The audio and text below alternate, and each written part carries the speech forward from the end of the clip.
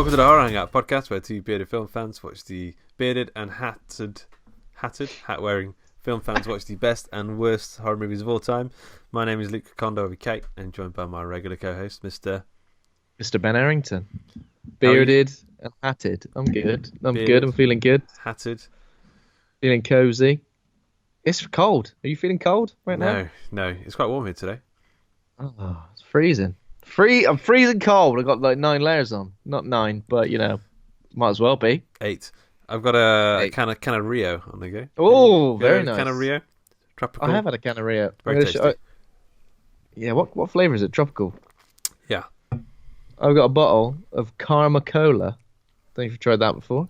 I've never heard of it. Sort of like it's like a sugar-free sort of posh cola, but it kind of, I don't want to discount. I'm sure no representatives of Karma Cola are going to listen to this podcast, but it kind of tastes like, like the cola flavored ice poles you get. I like this. It tastes like that in drink form. Do you call them ice poles or ice pups? We call them ice pups, I think. Ice poles, I call them. Interesting. The differences between us again. Yeah. Bringing the world together here. Yeah. But yeah, it's weird. It's fizzy, right? I'm going to talk about this only for a second. Yeah. It's fizzy, but it tastes flat. I don't know if that makes sense. There's nothing fizzy about it. Are you saying it just tastes like what flat Coke tends to taste like? I think so, yeah. I think that's maybe what I'm trying to say. You know the Coke where you get in like the 10p cartons and you bite at the end? Oh, yeah. Wow. That's the bottom of the barrel, isn't it, really? Yeah. For Coke. Pup. Yeah. If you're like thinking, I fancy a Coke, and you go for that, you're at the lowest point in your life. So, we've got our drinks.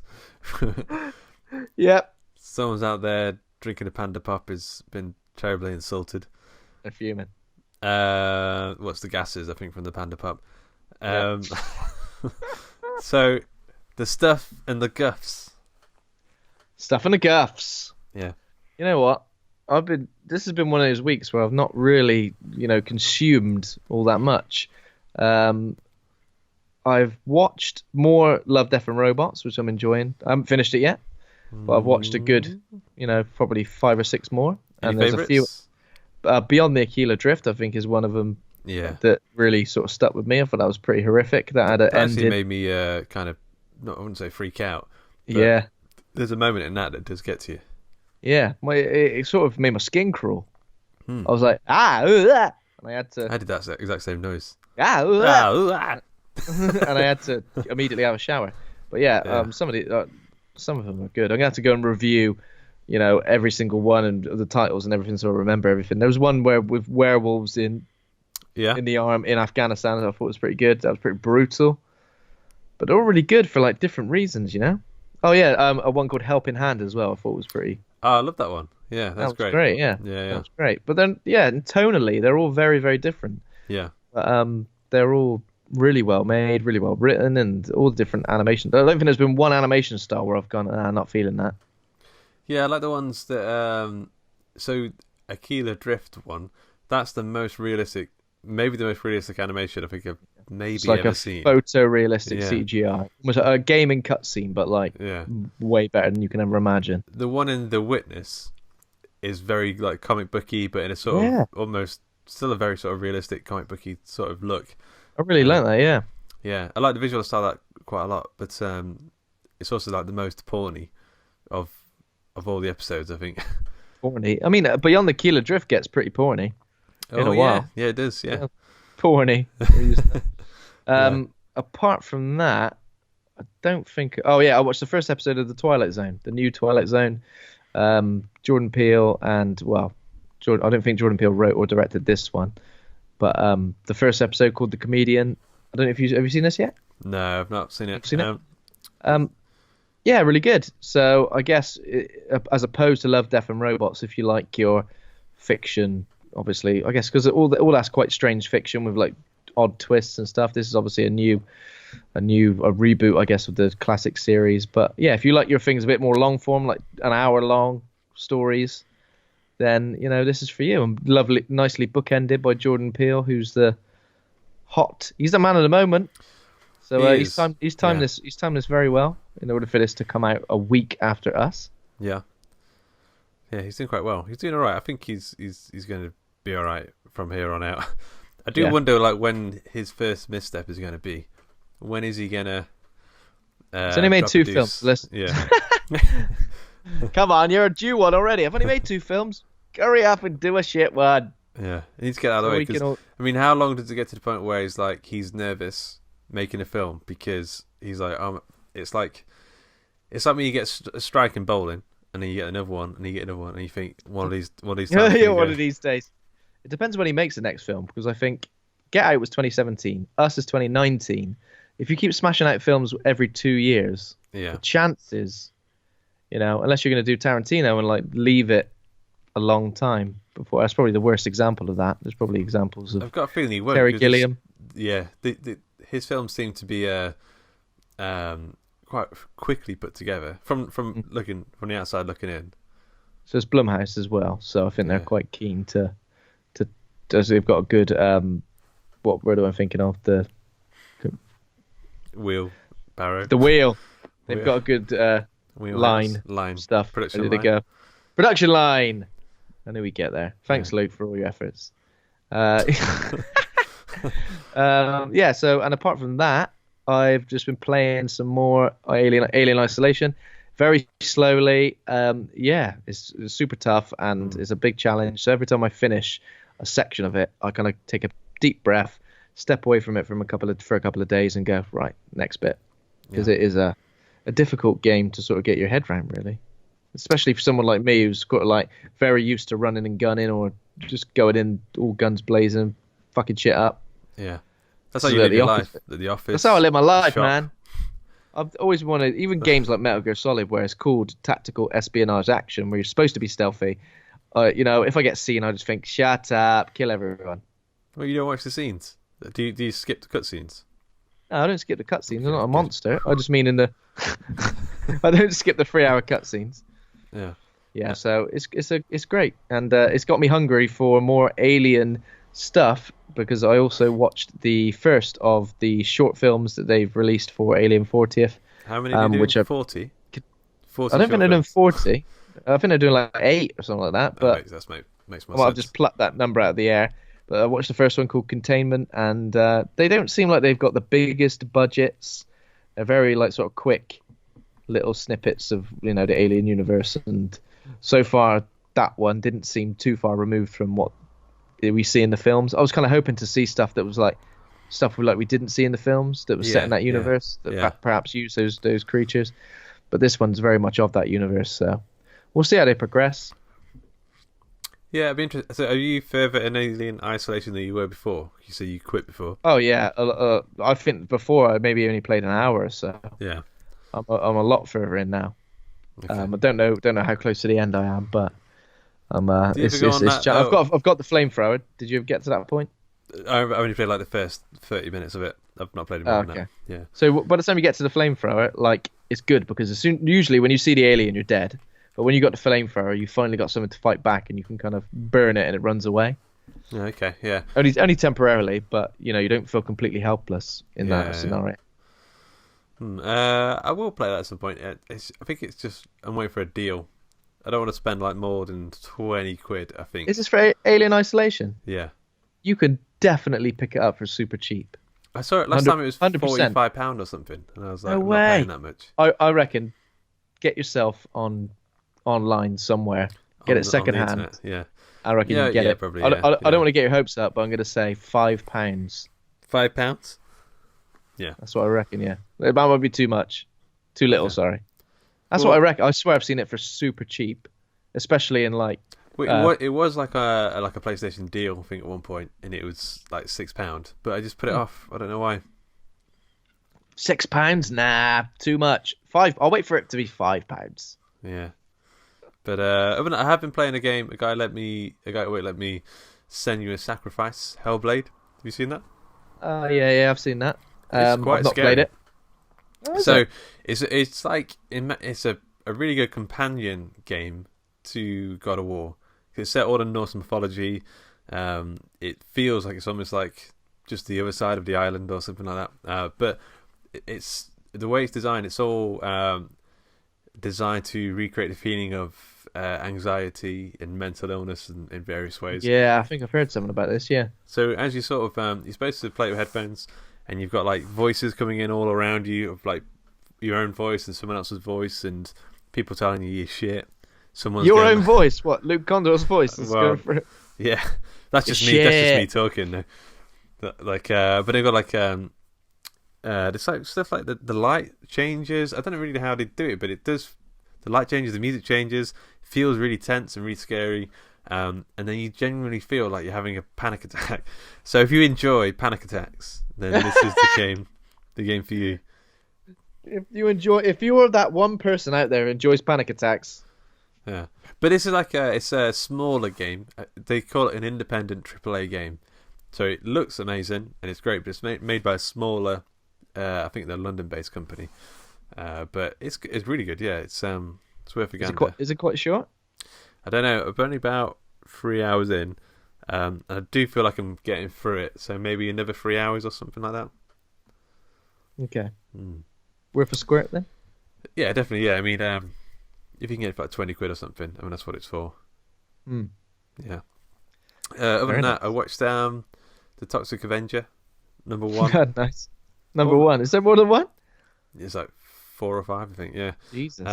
So after watching that other trauma film a couple of weeks ago, this is on YouTube, and I just randomly put it on, thinking I'd like to just see how it, what it looks like and that kind of thing, and just ended up watching the whole thing.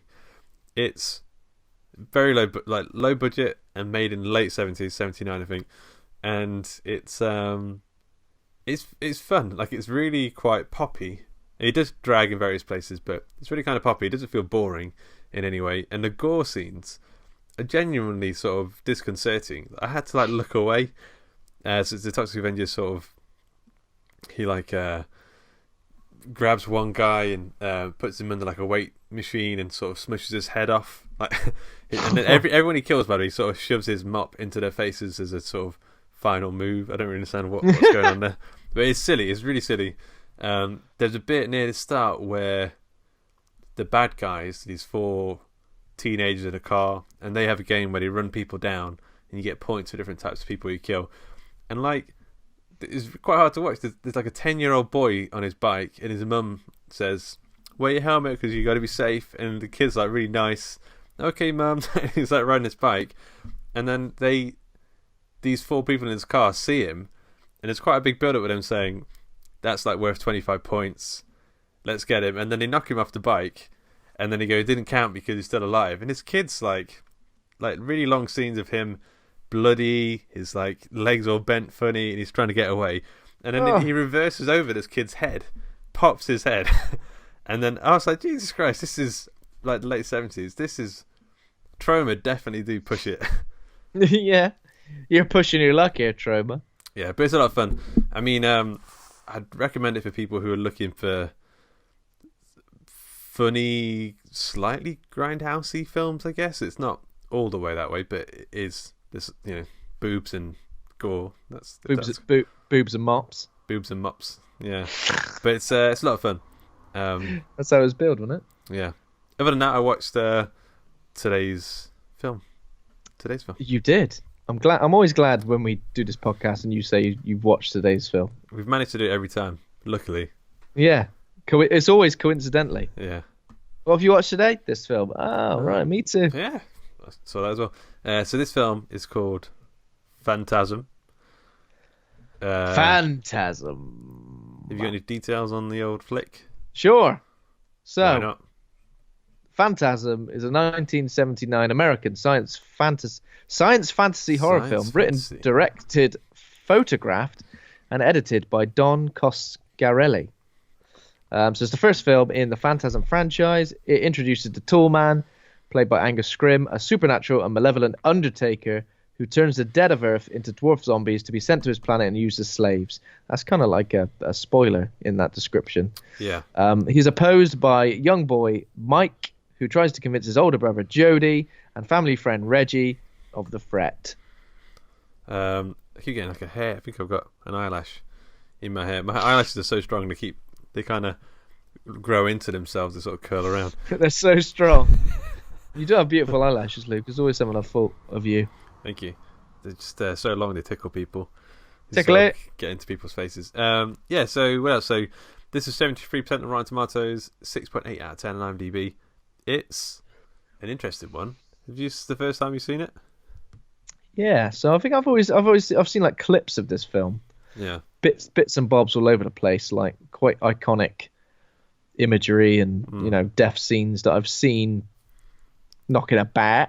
You've seen a couple of balls in people's faces. A couple of balls in people's faces, and I've never, you imagine, but I've never actually sat down and watched the whole thing. Yeah. But I sat down and watched the whole thing, and I really did quite enjoy it. I thought it was strange, but I was kind of glued to it the whole way. And with some films, like especially from this era, and especially being a film if I hadn't seen it before, my attention would probably drift off somewhere while I'm watching it. But this kind of kept me invested throughout, and I thought for a film which you can kind of tell is pretty low budget, it does pretty well at being a sort of a film centered around a sort of antagonist who's, I guess, quite a iconic antagonist, and it does pretty well at sort of making out that he's genuinely terrifying, and definitely holds its own against other films of this era. And also I thought the music was amazing. Like the music again is up there with things like The Omen, The Exorcist, all things of this similar era. Yeah. In terms of like how it's. I mean, when you listen to that, you're like, that's a really good main theme. Yeah, it's cool. It's like the kind of film Don Coscarelli, I think he financed it through family friend, or it's one of those sort of situations. He kind of made it on his own. I think he'd made another film before this with Reggie Bannister and a few of the other guys, I think. And you can tell it's got that sort of homemade feel to it, and it definitely doesn't make total sense. It's definitely got sort of a music video logic to it rather than like a story logic. But yeah, I don't know, it feels like the kind of horror film that is like a kid's horror film but made for adults. It's got that sort of I think you find that when a kid is like the main essentially the main character. When a kid's the main character, it usually means it's kind of for kids or something. But this is like that. It could verge into like the Scooby-Doo territory occasionally, but it seems to avoid that most of the time. Yeah, I mean the sort of the horror side of it tends to be actually quite scary. Like the little metal balls that fly around, drilling people's brains out. I mean, there's loads of stuff that happens in this film where I'm like, what the hell is going on? Yeah. Like, what? You know what I mean? The first time I watched it, I remember thinking, I think I liked it, but I didn't really get it. The second time I watched it, I think I was just sort of enjoying what was happening. And now I can kind of watch it. It's kind of like comfort food. I don't think you need to understand it. It just is. It doesn't make much sense at all. I mean, there's one bit where Mike is in two different scenes at the same time. Like he's riding a bike behind his brother, and at the same time he's getting that finger, like in talking to that weird grandma, the medium. Oh yeah. So there's bits where I just think like, I don't know, it doesn't make sense. It's kind of Lynchian in that sort of sense where you just have to sort of accept what it is and enjoy it. Yeah. I mean, it's pretty insane. But yeah, I did enjoy it for the most part, I think, and I think he's a great antagonist as well. Just a big, tall, scary bloke who kind of looks. Who does he look like? He does look a bit like what's his name, doesn't he?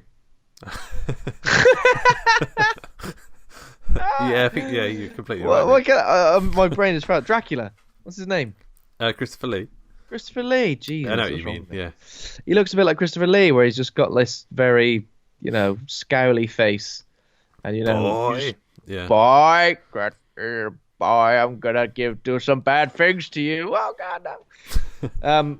Yeah, I mean, it is kind of weird. It is kind of freaky. I don't understand the logic of it, but I'm fully invested in the story and everything that's going down. I was looking through the Wikipedia plot summary of it, and you can tell the story probably doesn't make that much sense, where someone's had to write every little detail down because there's no sort of through line. You can't say a guy did this because of this and therefore did this. This is like they did this, they also then did this, then this, then this. Like it doesn't make any sort of structural sense. No, exactly. It's a very detailed Wikipedia plot going on there. Yeah, but I've got to say, so Reggie Bannister plays a guy called Reggie. He's an ice cream man who plays like rocking tunes, and he's got a skullet. It's got a skullet. He's amazing. Like he's like one of like he should be up there with like other horror icons like Ash and. I'm pretty sure he's in the other Phantasm films as well. Yeah, so him and Mike, the guy who plays Mike, I think he's in all of them. He sort of grows up to be an adult throughout the films. Be weird if he stayed a kid throughout all the films, wouldn't it? Yeah, it'd be very weird. I think the brother is. I've only seen the first two and a bit of three. The brother comes back in the second one or third one. I was really. I will get to it, but I was really confused about what actually even happened to the brother. Well, yeah, I have no idea. What even happened? I think he's dead or something. Is he? He's like one of the main characters in the film. It's weird. He died. They say he was in an accident or something. They didn't say he was in a bike accident, motorbike accident. But then in the sequels, it's as if he got killed by the tall man. And, and there is a progression of story, but I don't know. Like the whole twist in this, I don't understand it at all. How tall is the tall man? Interesting. Maybe that would be in the trivia. We'll have to wait and see. I mean, like, I bet the actor's shorter than the tall man's portrayed to be. There's definitely a bit where the tall man turns up and the platforms on his tiptoes. Well, like not Mike. What's his brother name? Jody. Jody looks up at him and goes, "Fucking 9 foot tall." Oh, he's very tall. He's also a woman. Bizarrely, like the way. Oh yeah, he's also a woman. Oh yeah, that was strange. So, shall we? All right, okay. So the film starts like this. I've got it in like a few words here. Yeah, go on. Sex, woman, orgasm, woman, knife, post-sex face, knife, tall man. So a dude, like, so the major players are, so the tall man played by Angus Scrimm, who's like a weird supernatural being, grave. What is he? Like a undertaker slash. Like a. You can call like a grave robber. Yeah, he mills around. Robs graves, but he takes bodies, but we don't know why or where initially. Or after. Michael Baldwin. So his name's Michael Baldwin, not Michael Baldwin. One of the Michael Baldwins. One of the Michael Baldwins. Michael Baldwin. Yeah. He plays Mike Pearson, little kid, bit of a snoopy guy, got binoculars.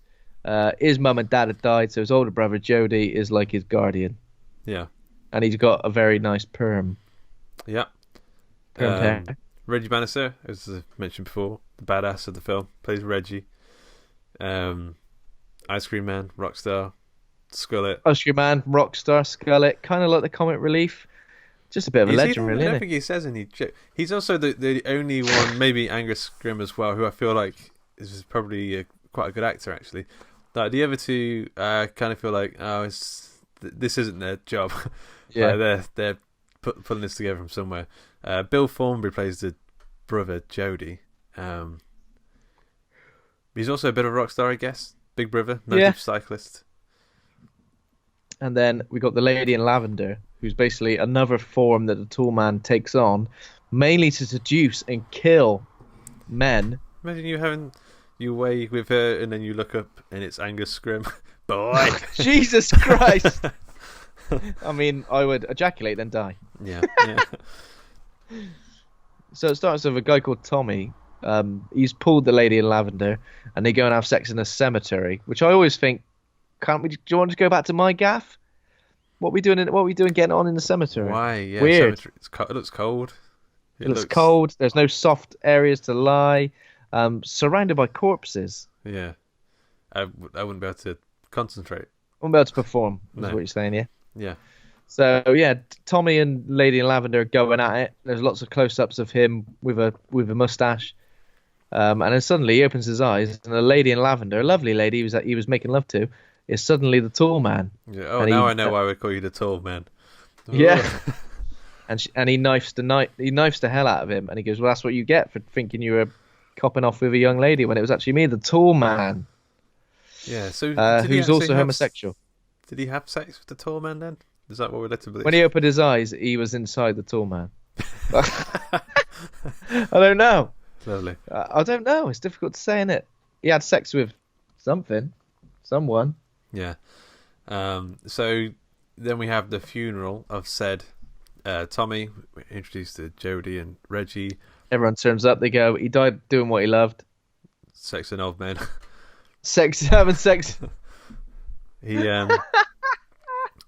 having sex with old men in a cemetery. Sorry. Jody apparently, he says Mike can't come because he's well, with the parents died so recently in a tragic car accident, he can't really come. But Mike is there. Mike's watching the funeral with binoculars because why not? The funeral goes off without a hitch, but something strange happens. Mike catches the tall man lifting the coffin on his own and putting it in the back. He lifts it like it's a surfboard. Pretty much. A boogie board, yeah. He picks it up and like it's a boogie board, and then goes down the hill like a little slide.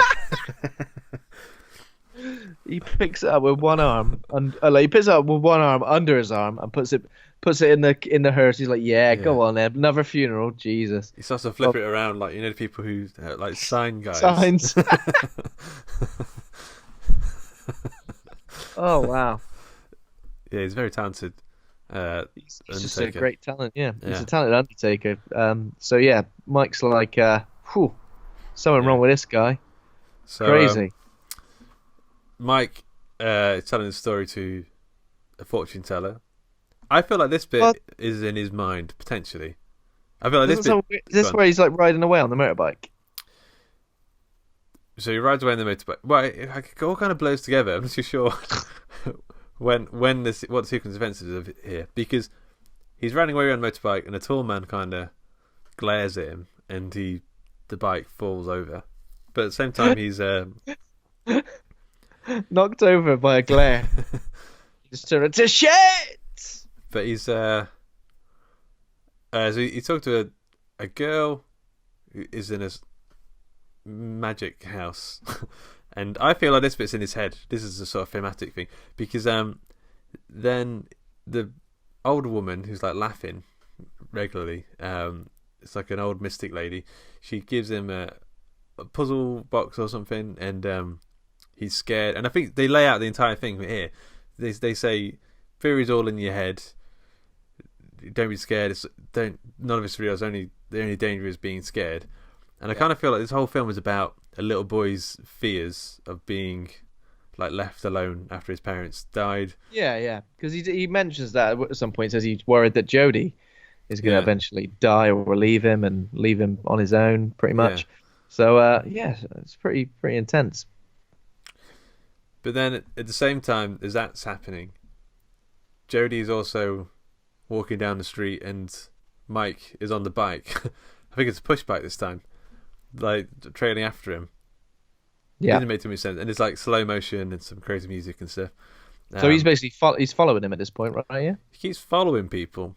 It's a bit of a creep, Mike. Yeah, he's like he don't trust what anyone's up to. He's like, "Where are you going?" "Oh, I'm just going down the shop." "Yeah, of course you are."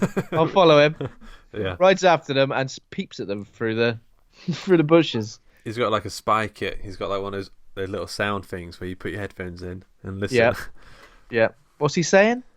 "Oh, sorry, I have to pay by card." What he's lying. What happens next? So I think we get maybe my favourite scene next, which is the little musical interlude. Yeah, this was random, wasn't it?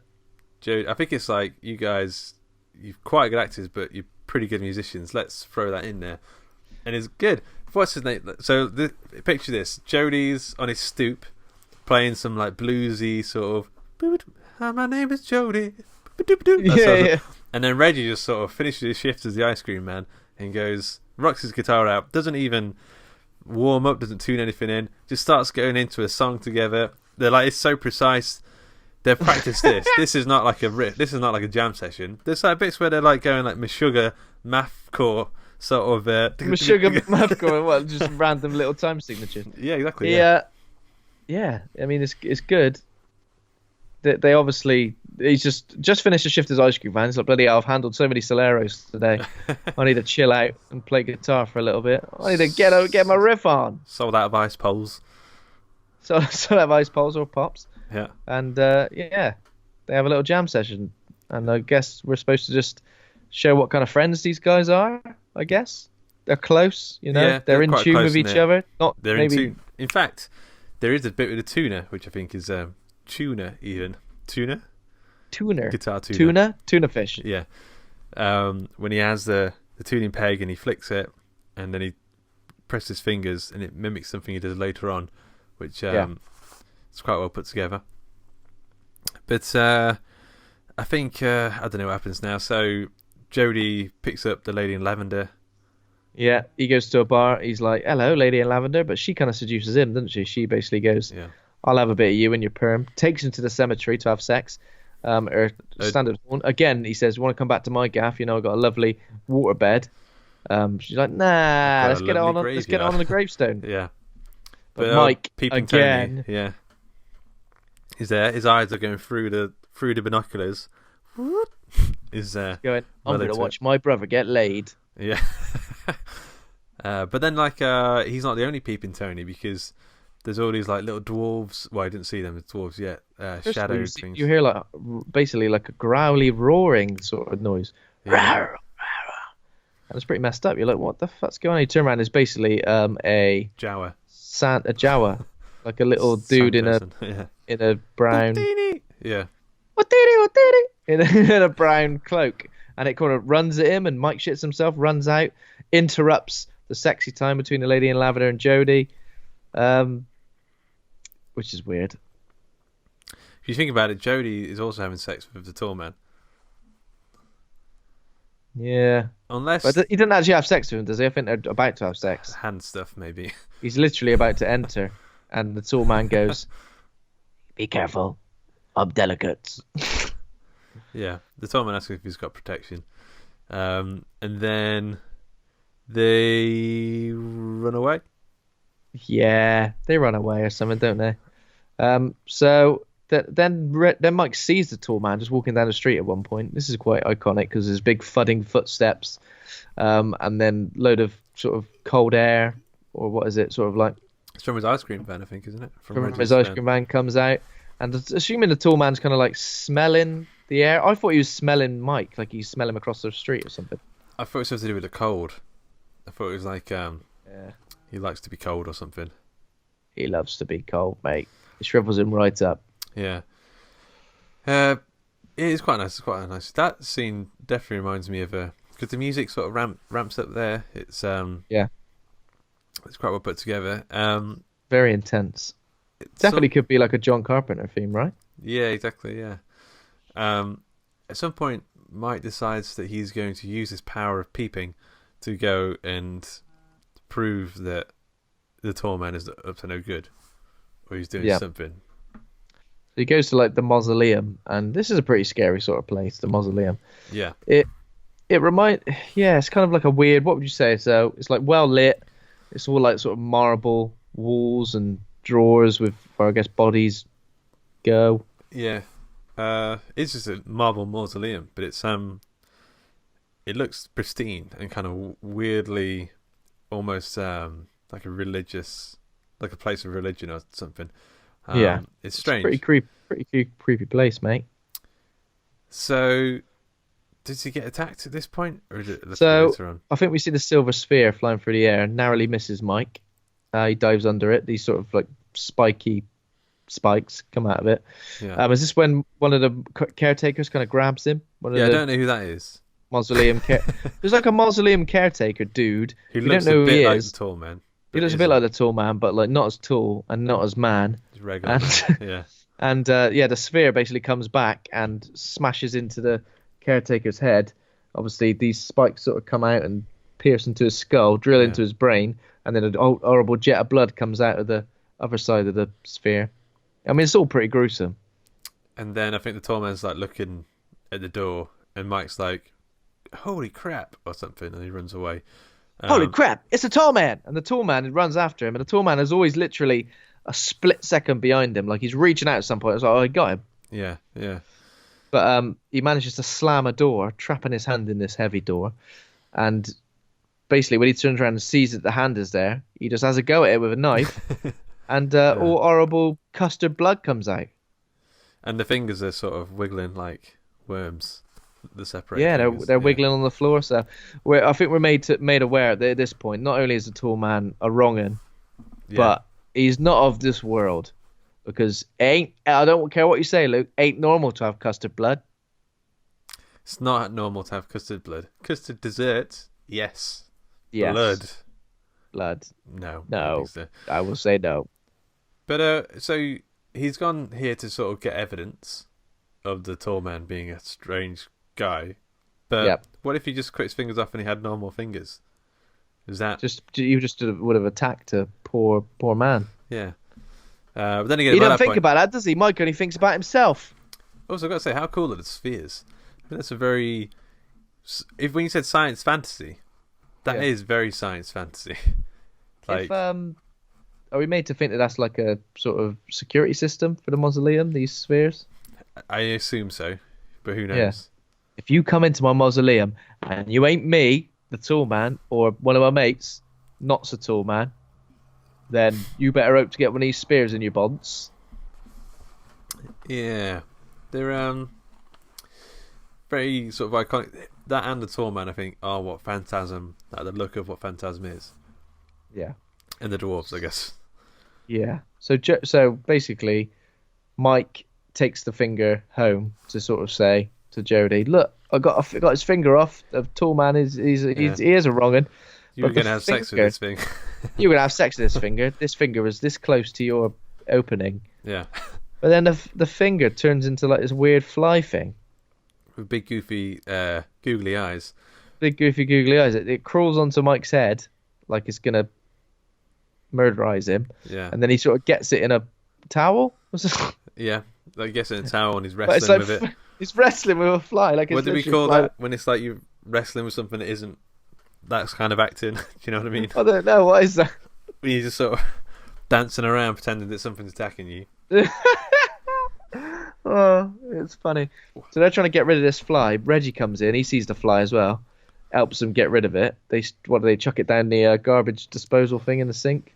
Yeah. Which we don't get in this country, do we? In the UK. Jealous. I'm getting a bit confused to what happened. I think it's around here where things start to get a little bit like. Wait, what? Like it's very much like an episode of Twin Peaks, like one of the episodes which is fudged right up, where you don't know if you're coming or going. You know, I think so. The hearse turns up like with no driver, and then it seems to be that then they make it crash, driven by one of the hooded figures who they discover is basically Tommy, who was murdered originally, turned into a dwarf. His body has been dwarfismed. Yeah. But he weighs like pretty much the same because they pick him up at the same time. Jesus, he's small, but he still weighs 200 pounds. And basically, they all decide to team up and take down the tall man. We've had enough of this. We've had enough. And then they do a bit of digging. Mike sort of goes to a shop, discovers like this antique photograph of the tall man, who's like driving like a horse and carriage. So now we're made to think that he's a tall man's been around for ages. Yeah, yeah.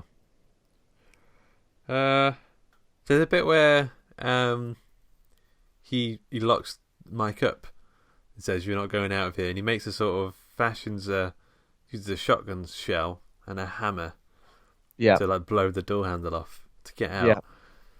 That's pretty good going, though, isn't it? Yeah. Yeah. I think I get super confused. I think it lags around the second act a little bit. I could have done with maybe 20 minutes chopping off of here. But at some point, it would have been like an hour-long film then. At some point, they end up in the mausoleum, and you find tuning forks stuck in the ground. Yeah, and this is where they're all going. They're taking bodies, and they're taking them into this place. They go through it at one point, and it's like a weird other dimension with red sky. And I think maybe the pressure shrinks people. Yeah. It's weird that they like use size as a big thing in this film. So the tall man is really tall, the other villains are really short. And everyone else is just kind of medium. Normies. And then there's a bit where Reggie sort of puts his hands on the tuning forks, and just like I did with the guitar, it stops the frequency, so that reverses something. But I'm going to say none of this happens because so they all sort of get split up. Reggie gets knocked outside for some reason. He gets stabbed by the lady in lavender who he was helping up, and it turns out to be the tall man again. And by this point, I think the tall man's dead, isn't he? Well, I don't understand how. Who killed the tall man? I'm pretty sure the tall man's dead, but I can't remember why or how. Maybe he's not. Maybe he's not yet. No. Okay. He turns up at the end as well. Yeah. Okay. So Reggie gets stabbed. The best guy in the film, heartbroken. Stabbed. Can't believe what's happened here. Jody and Mike, I think, how did he get away? They're in the dark of the mausoleum and they somehow get away. They run away from dwarves and stuff. Yeah. So basically, yeah, it gets a bit. So how do they get rid of the tall man? So at the end, they lure him into like a deserted mine shaft, trap him inside. Yeah. And Mike has that moment where he's got to basically control his fear. Yeah. And succeed in the plan. Yeah. But when he does wake up, this is where when he does wake up, Reggie basically says, everything you experience is a nightmare. That's a great story, kid. Now it's back to reality. It's been happening frequently since your brother died in a car crash. Yeah. So like we're made to believe that this whole scenario happened because Jody's going through some sort of PTSD because he lost his parents and now he lost his brother, and the tall man is a representative of that, and he's trying to sort of get a grip on his fear. Yeah. In that way, and Reggie's basically like, I'll take care of you now, Jody. Don't worry, I've got a skullet. Why don't we go on a road trip together? Let's have a Solero and fuck off to New York. Have a Solero. Yeah. Go and get packed. But when Mike goes into his bedroom to get packed, tall man's there, isn't he? He's like in the window or something. He pulls him through. He's in the window, and he pulls him through into a dark void. And then the credits roll.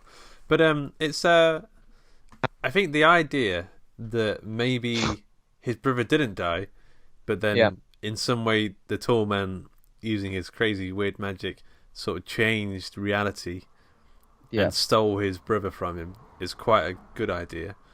Yeah. I don't know if that's. I think it's more along the lines of it didn't really happen, but then did it happen? But I don't know. Make of the ending what you will. I don't think it makes too much sense. Yeah, I gotta get made to think that. Yeah, so he did get hold of Jody, but he altered reality somehow so that Mike would not necessarily know. But then he comes for him at the end anyway, tall man. So he clearly loves himself a bit of these brothers, doesn't he? You should watch. He's desperate for these brothers. I think the sequels maybe get a bit even more crazy. I mean, they start to add stuff. I don't know if you're going to watch the sequels at any point. Well, maybe. There's a bit. I won't spoil anything. But Jody comes back as something else. Okay, I won't spoil it. It's just bizarre. As a beast. It gets post-apocalyptic at one point. I think in film 2, there's like the world's ended and Reggie and Mike are on the road fighting off the tall man and his demons and stuff. It's a crazy series. And his demon bulls. So I mean, what is a tall man's end game? I don't know. He just wants to get people, turn them into dwarves. He's like making an army of dwarves from dead corpses. Dead corpses? Yeah. Very dead. Okay. Yeah. Very dead. Yeah. Interesting. So, I mean, like, I think, what does it all mean? I think it's just a fantasy film of a kid's... Is it real life or is it just fantasy? Yeah. But it's good. I mean, the tone, it definitely hits the tone just right. There are 5 films, including Phantasm 5, which came out in 2016. Yeah.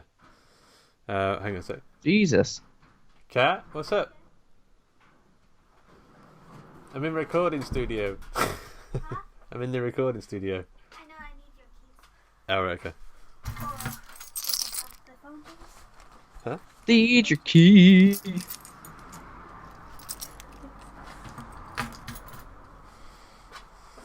Actually, I need to get like a recording, like a red light. Okay. So there's the last one that came out was Phantasm Ravager in 2016. Did they crowdfund that one? I think it's apparently a much lower budget sort of affair. I've heard that the first four are good, and the fourth one I think reuses footage from the first one to sort of loop the story together, and it does start to come together in as much as Phantasm films do come together. Interesting. But they're great. I think it's amazing that they sort of made this little franchise. Yeah, definitely. It's just not a franchise I was massively familiar with, so it's pretty cool to watch the first one of this. I'm just looking at Michael Baldwin, Mike, how he looks now. Yeah. And it's true, he looks the same but old. Yeah. He's got exactly the same face. Yeah. It's just an old face. So, you ready for some trivia? Yeah, give me some Phantasm trivia. Give me some phantasmic trivia. Number one. The dwarves were played by A, little people, B, children, or C, dancers. Little dancers or children dancers? I don't know. They're a different breed. Let's go for children. Correct. They were played by little children dancers. Number two. Which big Star Wars character was named after Phantasm? I want to say big. I don't mean Captain. Oh, go on. Captain Phasma. Is that her name? That is right. Yeah, Captain Phasma. This is J.J. Abrams' favourite film, Phantasm, and he named Captain Phasma. Ever. Apparently, yeah. Ever. Wowzers. Yeah. Number three. The mansion in this film, which is like the mausoleum mansion, was also used for what Mike Myers film? I'll give you a clue. It's about murdering. It's about murder. What? Which Mike Myers film or Michael Myers film? Mike Myers. It's about murdering. Mm-hmm. I don't know if you would have seen it, actually. Maybe. Yeah, why can't I think? I don't know. Shrek. I don't know. God. So I Married an Axe Murderer, which is 1993. Oh yeah. Yeah. So Dunsmuir House and Gardens in Oakland, California. Okay. Interesting. Number four. In Italy, this movie is called what? Phantom. You gonna go with Phantom? I don't know. Phantasmi. Phantasmi. Yeah. Is that true? Yeah. And apparently it means ghosts. Okay. I think the word phantasm, I think it comes from some Edgar Allan Poe, like phantasmagoria stuff. I don't know what it means actually. Number five. On what day did Don Coscarelli rent the filming equipment? On what day? What day of the week or? What day of the week? Really? Not like a special day in the year? Or? No. So, well, he did it on this day every week when they were filming. On a Friday? Yeah, correct. Yeah.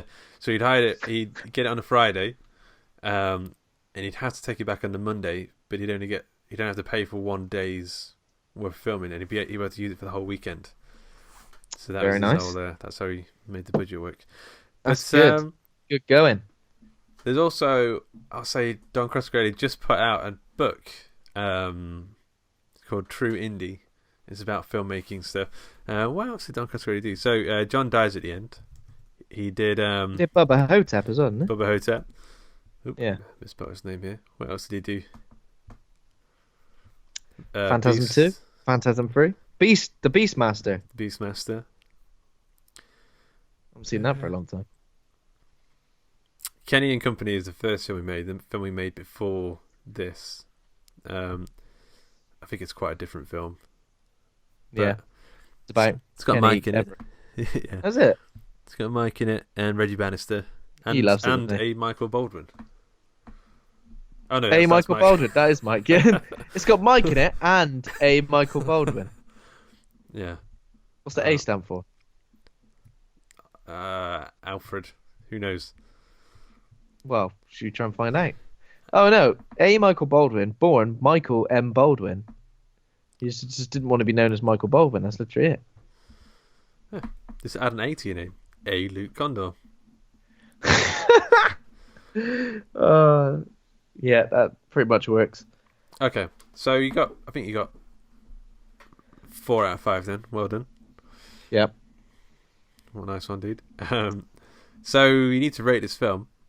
I'll let you go. I think we probably didn't do it a whole world of justice. We kind of skimmed over a lot, but I think that's just because I get a bit confused. it is one of by those the things last where it gets a bit third. confusing. A lot of stuff's happening, but I think in terms of visuals, music, atmosphere, performances, well, not so much performances from like one or two people rather than everybody else. I think it holds up pretty well, especially for somebody who hasn't seen the film before. I think, as I said, I was pretty into it for the whole time, so I'd give it a B, I think. So I was thinking the same thing. I think this is a good movie. I can understand why some people would like absolutely love this film. Yeah. I would say it's not like a to the right brained human being, people who look for logic and everything, they're not sort of going to get that here. But if you you like your David Lynch, but you wanted a bit more of a sort of horror flavour to it, then this is like right up your street. That's a good comparison. Yeah, I don't really know what I'd liken it to, really. I mean, it's a bit like Ray Bradbury's Something Wicked This Way Comes, but less. Yeah, definitely Twin Peaks vibes. I think that I got that from like the small town setting, as well as there's a tall bloke in, what's his name in Twin Peaks, a giant or something. Yeah, in the Red Room. Yeah. In the Red Room, yeah. So I mean, it definitely had that, and I guess the mausoleum sort of fits as a sort of Red Room type weird place where things aren't quite up is down, left is right, black is white, all that stuff. Yeah. A bit backwards. Yeah. So, what do you want to do next week? So next week, well, tomorrow is fact, is Pet Sematary is released. Okay. The brand new Pet Sematary. Are you up for giving that one a sneaky review, Mr. Luke Condor? Yeah. Okay. Sounds good. Let's do that one. You didn't take much convincing. Well, we will get back. We will get back to the IGN list of it. This is just a slight, we're off the beaten track now, aren't we? Got an influx of films as well. Influx of films, and then the main reason, which I don't think we even mentioned, but the main reason we decided to watch Phantasm is because it celebrated its 40th anniversary, mere days ago. So that was the reason why this one came onto the radar. Yeah. Is there some big thing? Is there like an alien anthology coming out for the 40th anniversary of this? Well, I don't think so. I think they what for Phantasm, you mean? Yeah. I don't think so. I think they just did sort of put it out there that, hey, it's the 40th anniversary, there we go. And everyone went, yay, we love this film. And I thought, I have never seen this film, let's watch it. Now I've seen the film. And there we go. I'm glad you watched it, because we've done the 50 list of Empire Magazine, and we're doing this one. I don't think it's even on this list. And I feel like it should be on some list. Like, it's a good film. Like, it's kind of iconic as well, and it should be up there with your Evil Deads and your the things that we always go to. Because it's a good horror, but it's also a very unique horror. I don't think there are many that we've watched on this list that have sort of felt like they've got this sort of atmosphere, this sort of vibe. So yeah, exactly. Yeah. So, okay, this show is brought to you by Hawk and Cleaver. Head over to hawkandcleaver.com. Become a patron over at patreon.com/Hawk and Cleaver. Thanks to Kovac Kalman for our theme music. Thanks to Acast for hosting the show. Thanks to the listeners. If you enjoyed the show, please consider giving us a rating and review in iTunes, and remember to hit subscribe. Thanks to my co-host Ben for being a right horror dude. Thank you very much, Luke Condor. A Luke Condor. Thank you very much, A Ben Errington. Bye.